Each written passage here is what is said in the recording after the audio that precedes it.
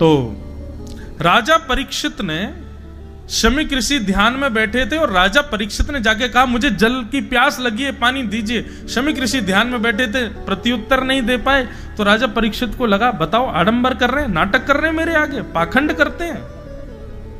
अरे चक्रवर्ती सम्राट तुमसे जल मांग रहा है और तुम अभी भी ध्यान में बैठे हो। मरा हुआ सर्प बाण से उठा करके गले में डाल दिया। यही तो कलयुग करवाता है। राजा परीक्षित वहां से लौट के चले गए। शमीक ऋषि के गले में मरा हुआ सर्प, ये समाचार जैसी शमीक ऋषि के पुत्र को पता चली कि मेरे पिता के गले में मरा हुआ सर्प राजा परीक्षित ने डाल दिया। परीक्षित के इस दुष्कर्म को शमीक ऋषि के पुत्र श्रृंगी ने अपने हाथ में जल लिया और जल लेकर के श्राप दे दिया। श्राप देता हूं कि राजा परीक्षित, चक्रवर्ती सम्राट राजा परीक्षित, आज के ठीक 7वें दिन तक्षक सर्प के डसने से उनकी मृत्यु हो जाएगी। और राजा परीक्षित को 7 दिन में मरने का श्राप लग गया। परीक्षित लौट करके गए, जैसे ही मुकुट उतार के रखा तुरंत उनको समझ आया ये मैंने क्या किया, एक संत के गले में मरा हुआ सर्प। अरे ठीक है, मैंने मांगा, उन्होंने प्रत्युत्तर नहीं दिया, तो मैंने इतना भी अपने क्रोध पर काबू नहीं किया कि वहां से चुपचाप चला जाऊं, गले में मरा हुआ सर्प डाल दिया, ये मैंने कैसे कर दिया। ये सब कलयुग करवा रहा था। बंधुओं, पाप करने की हमारी इच्छा नहीं होती। निश्चित मानिएगा, जो व्यक्ति पहली बार मदिरा पान करता है घबराता है, डरता है। जो पहली बार मांस भक्षण करता है, बचपन से नहीं किया हो, कभी शुरू कर दे दोस्तों के संग बैठ करके, घबराता है। उसका रात भर मन बेचैन रहता है, मैंने ऐसा क्यों किया। कभी किसी का हृदय ना दुखाता हो और वो व्यक्ति अपने स्वार्थ के लिए किसी का हृदय दुखा दे, वो आत्मग्लानि में 7-7 दिन सोता नहीं है। फिर इसका मतलब क्या है, पाप हमारा स्वभाव नहीं है, कलयुग करवाता है। इसलिए भैया ये नाम जप, ये कीर्तन, ये सत्संग, ये सारे क्या बोले,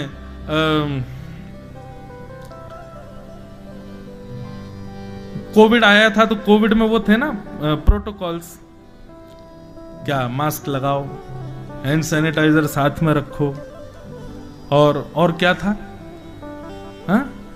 हाँ 2 फीट का डिस्टेंस रखो, और हाथ तक भाई साहब वैसे तो ऐसे धो लेते, लेकिन कोविड में सब यूं धोते थे हाथ पीछे ऊपर, और पानी गुनगुना पियो, काढ़ा पीते रहो। ये सब प्रोटोकॉल हम लोग पालन कर रहे थे ताकि वायरस हमको ना लगे। ठीक वैसे ही भैया ये कलयुग रूपी वायरस के भी कुछ प्रोटोकॉल हैं, इनका पालन करो। क्या? नित्य भगवान का स्मरण करो, नित्य ठाकुर जी की मधुर चर्चा 20 मिनट, नित्य कोई ना कोई कथा सत्संग जरूर सुनो। नित्य अपने जीवन में कुछ नवीनता लाने का प्रयास करो, सत्संग के माध्यम से अपने ठाकुर जी की सेवा करो, माता पिता की सेवा करो, अपने माथे पर तिलक लगा करके रहो। इस प्रकार के प्रोटोकॉल्स का जो पालन करते हैं तो कलयुग आता तो है आसपास, लेकिन स्पर्श करने से पहले ही चला जाता है, उसके ऊपर हावी नहीं हो पाता। राजा परीक्षित ने जैसे ही मुकुट उतारा, उनको याद आया ये मैंने क्या कर दिया। तभी शमीक ऋषि के आश्रम से एक शिष्य आए और आकर के कहा, राजा परीक्षित, आज आपने जो कृत्य किया उसकी वजह से आपको 7 दिन में मरने का श्राप लगा है। आज के ठीक 7वें दिन तक्षक सर्प आपको डसेगा और आपकी मृत्यु हो जाएगी। कृपा करके अपनी मुक्ति का उपाय खोज लीजिए। बंधुओं, ये बात सुनकर के राजा परीक्षित दुखी नहीं हुए। शास्त्र में एक आज्ञा करते हैं, क्रोधापि देवेन वरेण तुल्यम। शास्त्र आज्ञा करते हैं कि बड़े लोग जब क्रोध में कुछ बहुत गलत आपको बोल जाते हैं तो उस समय तो आपको बुरा लगता है कि इन्होंने देखो मुझे ऐसा बोल दिया, लेकिन कुछ दिन बाद आपको पता चलेगा वो जो फटकार थी ना, वो तो वरदान था, उसी का वरदान आज हमको मिला है। ये शास्त्र आज्ञा है। इसलिए आजकल पता है क्या, आजकल युवाओं में एक चीज की कमी है, पेशेंस बिल्कुल नहीं है। माता पिता कुछ कह ही नहीं सकते, एक शब्द नहीं बोल सकते, ये गलत है। प्रयास किया करो कि माता पिता की डांट पड़े, थोड़ी फटकार पड़े, माता जी कभी घूसा वूसा मार दे करें। आप तो सब खंडवा आदि के रहने वाले हो, हम तो ब्रजवासी हैं भैया। ब्रज में तो कुटाई अलग ही हो गए बालकन की। जहां ठाकुर जी नहीं छोड़े यशोदा मैया ने, तो हम तो सामान्य बालक है।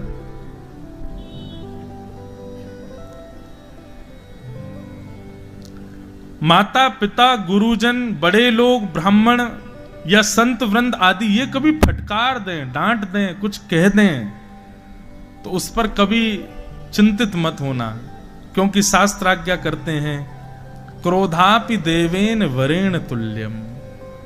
ये बड़े लोगों का जो क्रोध होता है वो देवतुल्य वरदान के समान होता है, उसको स्वीकार करना चाहिए।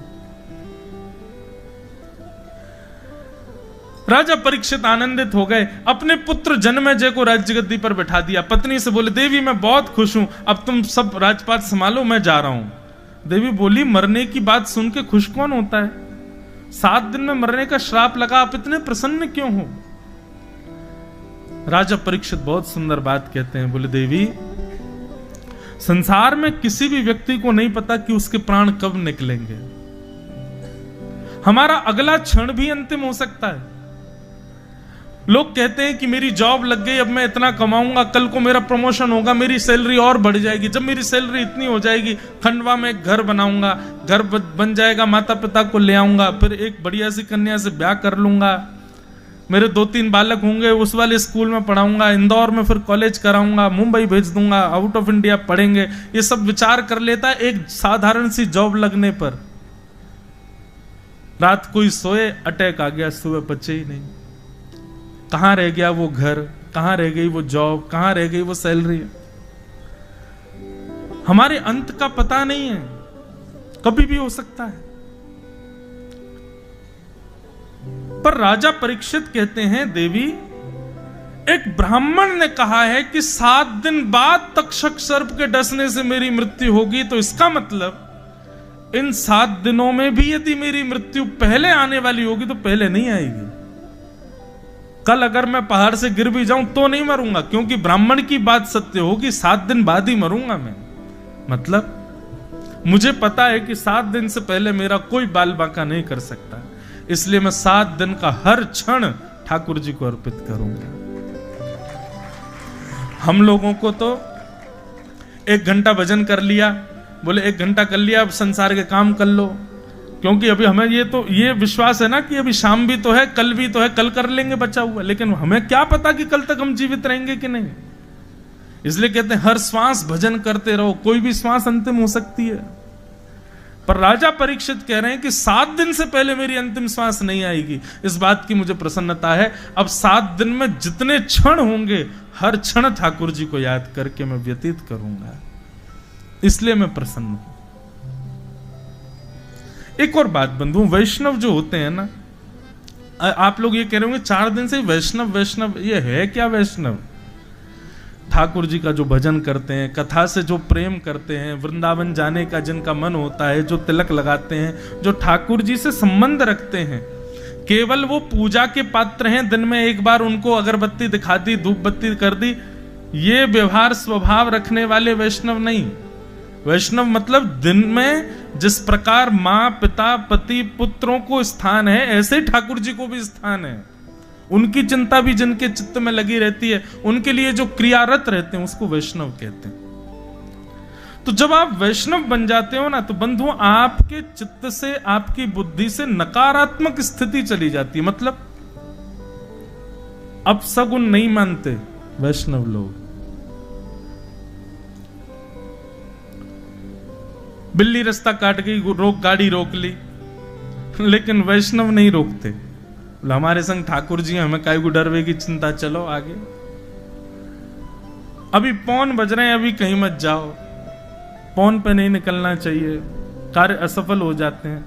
लेकिन जो वैष्णव होते हैं वो ये सब विचारधारा नहीं रखते। और एक और बात कह दूं, वैष्णव जो होते हैं ना, ज्यादा भविष्य कथन, ज्यादा इस ऐसा कर दो ऐसा हो जाएगा, वहां पे वो धरियाना उससे ये हो जाएगा, इधर कपड़ा बांध देना इससे ये हो जाएगा, इन सब चीजों में वैष्णव विश्वास नहीं करते।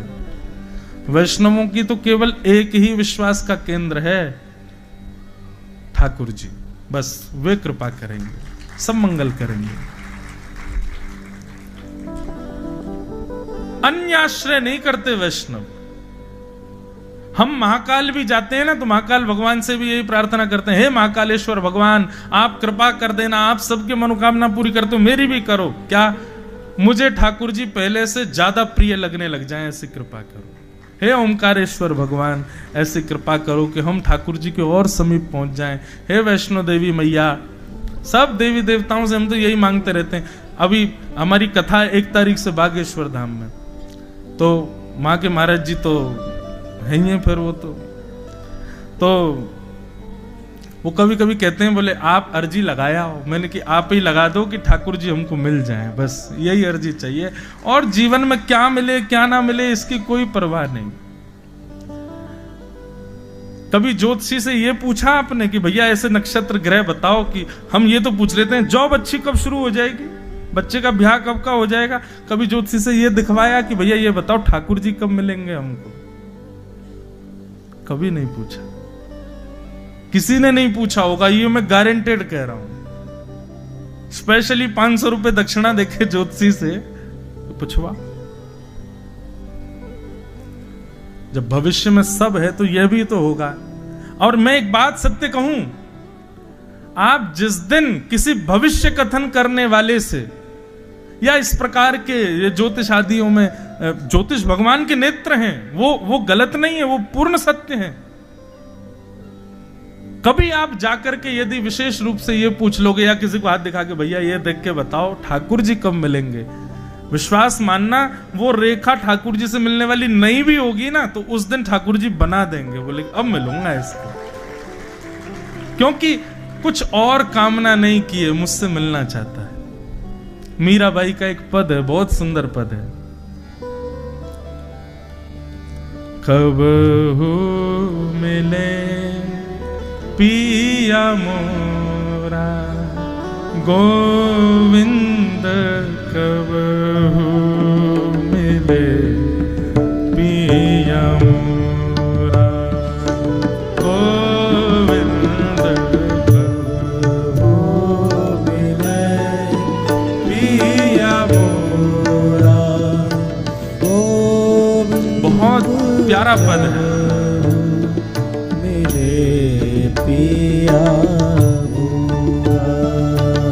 मीराबाई कह रही है, मिलवे को मोहे चाव घनेरो, मिलवे को मोहे चाव घनेरो, हाँ मिलवे को मोहे चाव घनेरो, मिलवे को मोहे चाव घनेरो, हो राखूं नैना नेरा गोविंद, राखूं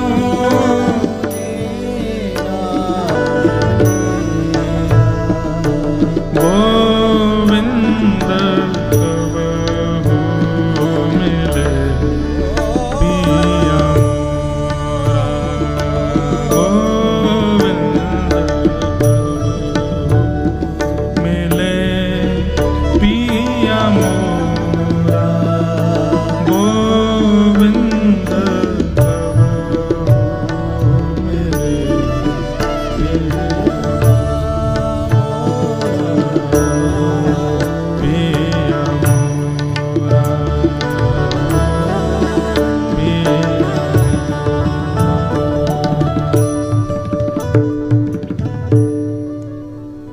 मिलेंगे गोविंद मुझे, मिलवे को मोहे चाव घनेरो, राखूं नैना नेरा, गोविंद कबहू मिले पिया मोरा। बहुत सुंदर पद है, मुझे पूरा याद नहीं आ रहा, नहीं तो गाता मैं।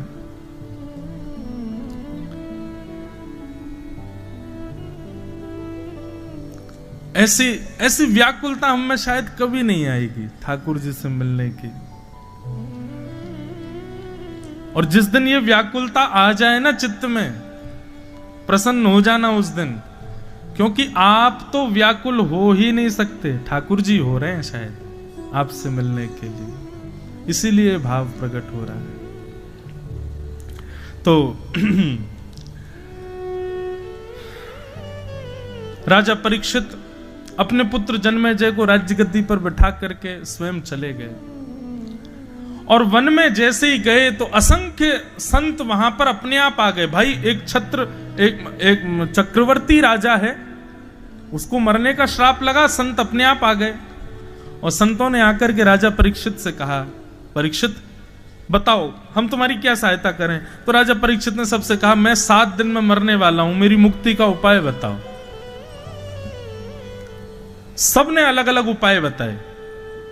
किसी ने कहा महामृत्युंजय का जाप करा लो, किसी ने कहा तुम हिमालय पर चले जाओ, किसी ने कहा कंठ पर गंगा जल में खड़े हो जाओ। सब कहने लगे, लेकिन कोई भी प्रमाणित कहकर के ये बात नहीं कह पा रहा था कि तुमको मुक्ति मिलेगी। तभी वहां पर श्री सुखदेव जी महाराज का आगमन हुआ। सब लोग हाथ जोड़ करके सुखदेव जी का स्वागत करो। तत्र भवद भगवान व्यासपुत्रो, यदृच्छया गामटमानो नपेक्ष, अलक्षलिंगो निचलावतुष्टो, व्रतश्च बालैरवधूतभेष।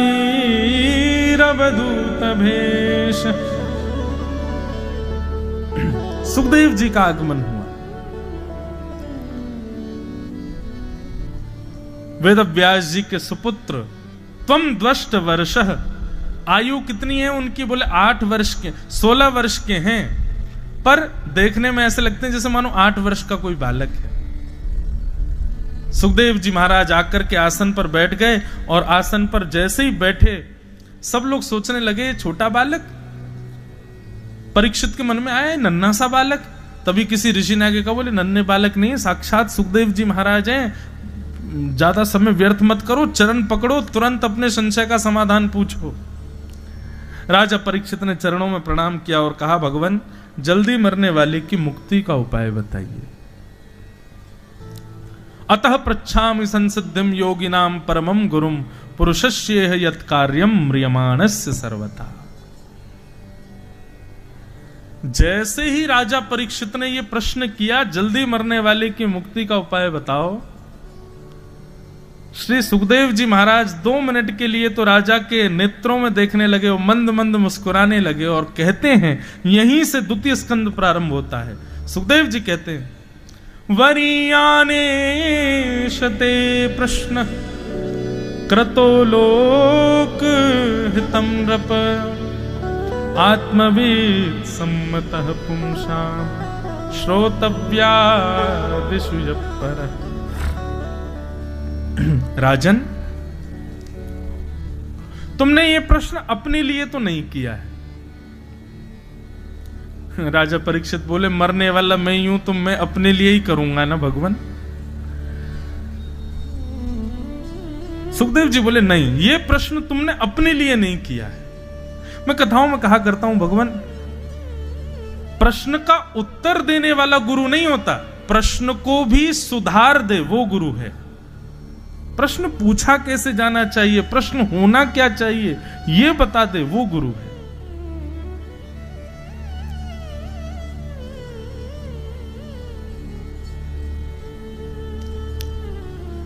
बहुत ध्यान से सुनना बंधु। सुखदेव जी कह रहे हैं कि तुमने ये प्रश्न अपने लिए तो नहीं किया है। अब परीक्षित बोले, मैं क्या हट करूं? हाथ जोड़ के बोले, तो भगवान आप ही आज्ञा करें, आपको क्या समझ आ रहा है? बोले, राजन पूछ रहे हो कि मुक्ति का उपाय क्या है? बोले जी मैं पूछ रहा हूं। बोले वो बालक पूछ रहा है मुक्ति का उपाय जिसने जन्म बाद में लिया है, गर्भ में भगवान का दर्शन पहले किया है। तुम जब अपनी मां के गर्भ में थे तब ब्रह्मास्त्र छोड़ा गया था तुमको मारने के लिए, तब तुम्हारी मां उत्तरा ने भगवान की स्तुति गाई, तब तुम्हारी मां के गर्भ में प्रवेश करके भगवान ने अपनी चक्रा गदा से तुम्हारी रक्षा की थी। वो बालक पूछ रहा है कि मुक्ति का उपाय क्या है। राजन, तुम तो पहले ही मुक्त हो चुके हो क्योंकि भगवान ने तुम्हारी रक्षा की है। दूसरी बात, शमीक ऋषि ने तुमको 7 दिन में मरने का श्राप दिया है और मुक्ति प्राप्ति के लिए 7 दिन नहीं, 7 घंटे नहीं, 7 क्षण नहीं, 1 क्षण काफी है। मतलब कोई पापी से पापी व्यक्ति जीवन भर कुछ बढ़िया नहीं किया लेकिन प्राण निकल रहे हो, अंतिम श्वास बस प्राण की बाहर आने वाली है और तुरंत समाप्त होने वाला है, उस समय पर यदि उसको कोई हरिनाम संकीर्तन सुना दे तो उसके जीवन के सारे पाप नष्ट और वो सीधे मुक्ति को प्राप्त करेगा।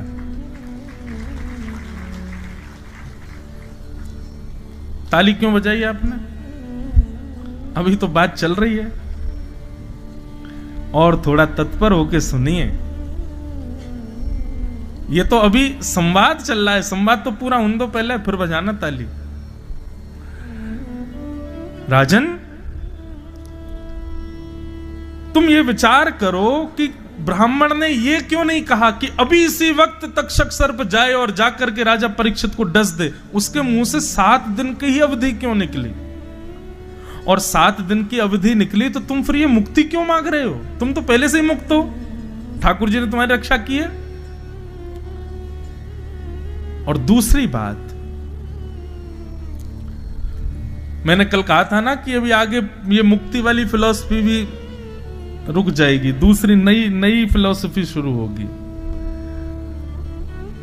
मुक्ति का मतलब होता है वैकुंठ की प्राप्ति, जहां से दोबारा जन्म नहीं लेना पड़ता। और बंधुओं, मुक्ति राक्षसों को भी मिलती है। मुक्ति उसको भी मिलती है जिसने पाप किया है लेकिन अंतिम क्षण में भगवान का नाम जप लिया है। अब सोचो, किसी व्यक्ति ने जीवन भर पाप किया और अंतिम क्षण में गलती से उसके कान में भगवान का नाम चला गया, उसकी मुक्ति हो गई। और हमने यहां जीवन भर कथा कही, जीवन भर 4-4 घंटा बैठ करके आप लोगों को कथा सुनाई, अपने घर परिवार सब छोड़ छाड़ करके दुनिया में घूम घूम करके भगवान की लीलाओं का प्रचार किया, और उसके बाद भी भगवान ने मुझे भी वही मुक्ति दे दी जो उस पापी को दी थी। मुझ में और पापी में अंतर क्या रहा? मतलब खंडवा में कोई बहुत बड़ा कार्यक्रम हुआ, उस कार्यक्रम में उसको भी वीवीआईपी गेस्ट के रूप में बुलाया गया है जिसने 1 रुपए का सहयोग नहीं किया, और उसको भी वीवीआईपी बुलाया गया है जिसने बेचारे ने 10 लाख रुपए डोनेशन में दिए। ये तो उचित नहीं है। राजा, 7 दिन बाद यदि अंतिम क्षण भी तुमको भगवान नाम सुना दिया जाएगा ना, तो भी तुमको मुक्ति मिल जाएगी। लेकिन ये 7 दिन तुमको मिले हैं। राजा परीक्षित हाथ जोड़ करके बोले, भगवान मुझे मुक्ति नहीं चाहिए, आप बताओ मैं क्या मांगूं? इन 7 दिनों का मैं क्या करूं? ये 7 दिन मुझे मिले, इसमें मुझे क्या करना चाहिए? तब सुखदेव जी महाराज कहते हैं, बोले राजन, तुमने मांगा था कि मुक्ति का उपाय बताओ। मुक्ति अंतिम श्वास में भजन करने से भी मिल जाएगी, और मुक्ति का मतलब होता है मृत्यु के बाद वैकुंठ में जाना और वैकुंठ में भगवान का दर्शन करना। पर तुमको 7 दिन मिले हैं, इन 7 दिनों के लिए तुम भक्ति मांगो। भक्ति से क्या होगा? बोले मुक्ति के बाद होने वाले भगवत दर्शन, वो भक्ति से जीते जी तुमको हो जाएंगे। तुम भक्ति की कामना करो। नई बात आई समझ में। मुक्ति का मतलब क्या है? यहां से चले गए, फिर 13 दिन तक घर वाले हमारा वो करते रहे, क्या बोलते हैं उसको, जो वो होते हैं, क्या बोलते हैं, संस्कार आदि सब करते रहे, उसके बाद 13वें दिन जिस दिन भोज होता है, उस दिन वो आत्मा, उसकी गति आगे जाती है। अब वो कहाँ जाएगा? फिर हमको वैकुंठ मिला, वैकुंठ में बैठे रहे। वैकुंठ में भी लंबी लाइन लगी है, कब जाकर के वैकुंठ में नंबर आया। अंदर जाकर के पहला दिन तो उसी में निकल गया, ये कमरा है, यहाँ बैठना है, यहाँ रहना है। अब भगवान का दर्शन कब होगा? बोले भगवान तो अभी व्यस्त हैं, 10-5 दिन रुको, तब जाके ठाकुर जी मिलेंगे। इतना लंबा समय। लेकिन भक्ति करने वाले व्यक्ति को मुक्ति प्राप्त करने वाला वैकुंठ जाता है, तब ठाकुर जी मिलते हैं। पर भक्ति करने वाले के लिए ठाकुर जी ही प्रकट हो जाते हैं पृथ्वी पर, और उसको ठाकुर जी के दर्शन हो जाते हैं। हे राजा परीक्षित, तुम ये मत मांगो कि 7 दिन में मुक्ति कैसे मिले, बल्कि ये मांगो इन 7 दिनों में मृत्यु से पहले मुझे ठाकुर जी कैसे मिले। ठाकुर जी का दर्शन करो, तब जाओ यहां से। आहा, सुखदेव जी महाराज की इन बातों को सुनकर के परीक्षित के चित्त में अब मुक्ति की कामना नहीं। अभी तक तो टेंशन में बैठे थे, 7 दिन बचे हैं, बस क्या करूं क्या करूं क्या करूं। अब बिल्कुल निष्फिक्र हो गए। अब उनको ये चिंता नहीं है कि तक्षक सर्प आएगा मुझे डसेगा। अब तो वो ये कह रहे हैं कि सांवरा आना चाहिए, कन्हैया आना चाहिए, मेरे प्राण निकले उससे पहले ठाकुर जी मुझको दिखने चाहिए। सुखदेव जी ने ऐसा कर दिया परीक्षित को, परीक्षित तुम्हारा मन नहीं होता? तुम्हारे पूर्वजों के साथ जो रहे, तुम्हारी मातृ गर्भ में जो आए, तुम्हारी माँ ने जिनका दर्शन किया, पूरा विश्व जिनको भगवान श्री कृष्ण कहता है, वो दिखते कैसे हैं, उनका स्वभाव कैसा, उनका प्रभाव कैसा, उनके बारे में जानने का मन नहीं तुम्हारा? तब राजा परीक्षित ने कहा, बोले कि अब मुझे मुक्ति उक्ति नहीं चाहिए, अब तो मुझे भक्ति दो आप। और महाराज बस इतनी कृपा कर दो, ये 7 दिन पूरे हों उससे पहले ठाकुर जी मुझको दिख जाएं, ये कृपा करो। बंधुओं, एक बात कहें, गुरु यदि प्रसन्न हो जाए, प्रयच्छति गुरु प्रीतो वैकुंठम योगी दुर्लभम, तो बड़े बड़े योगियों को भी जो दुर्लभ भगवान का दर्शन है, वो गुरु प्रसन्न होकर करा देगा। और गुरु की प्रसन्नता दक्षिणा देने में नहीं, गुरु की प्रसन्नता उसको व्यंजन खिलाने में नहीं, गुरु की प्रसन्नता उसकी खूब सेवा करने में नहीं, गुरु की प्रसन्नता केवल और केवल गुरु जो प्रवचन में, कथा में या अपने सत्संग में जो बातें कहते हैं, उनका तुम पालन करने लग जाओ, गुरु उसी से प्रसन्न होता है। और यदि गुरु प्रसन्न हो गए तो आपको वो मिलेगा जो बड़े बड़े योगियों को नहीं मिलता है। सुखदेव जी ने चरणों में प्रणाम किया और परीक्षित जी महाराज सुखदेव जी के चरणों में प्रणाम करते हुए कह रहे हैं,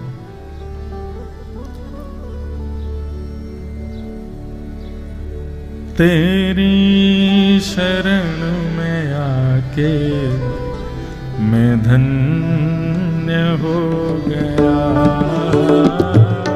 तेरी शरण में आके मैं धन्य हो गया, तेरी शरण में आके मैं धन्य हो गया, तेरी शरण में आके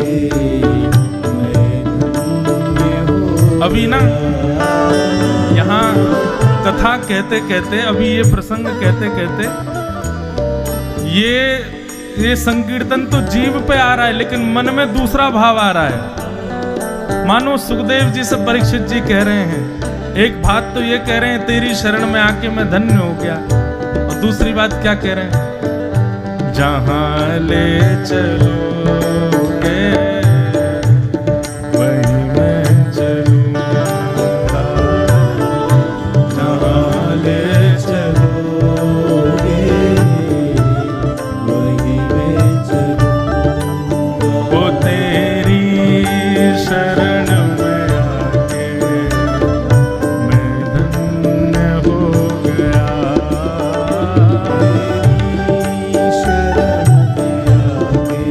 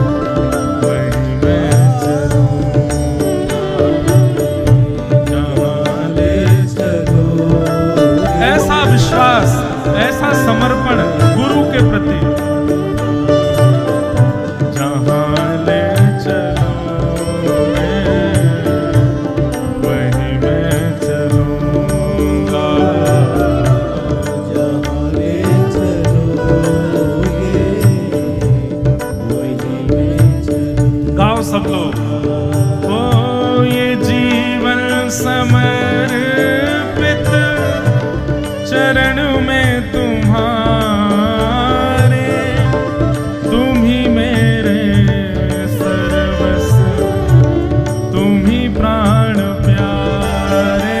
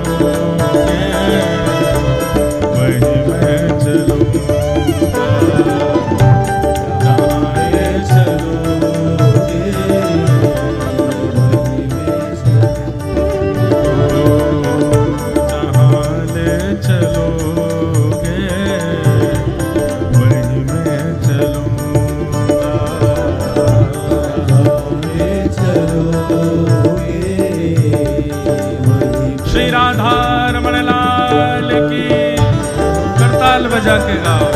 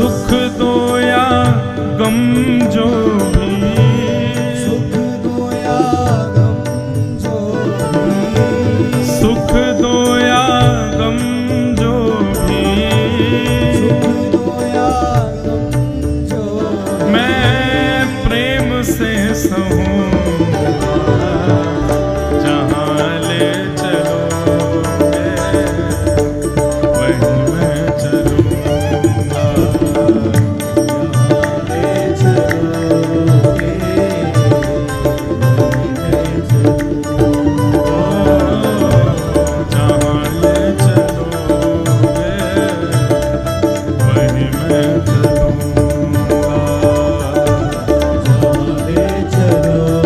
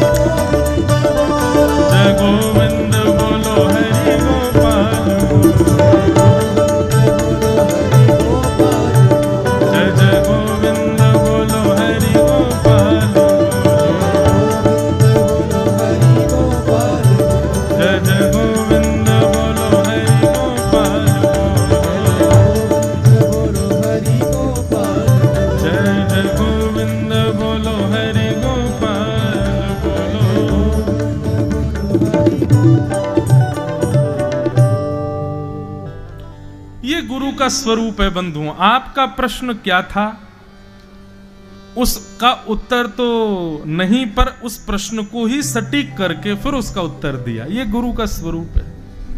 राजा परीक्षित तो मुक्ति मांगना चाहते थे, लेकिन वही बात है, कांच मांगना चाहते थे लेकिन हीरा दिया।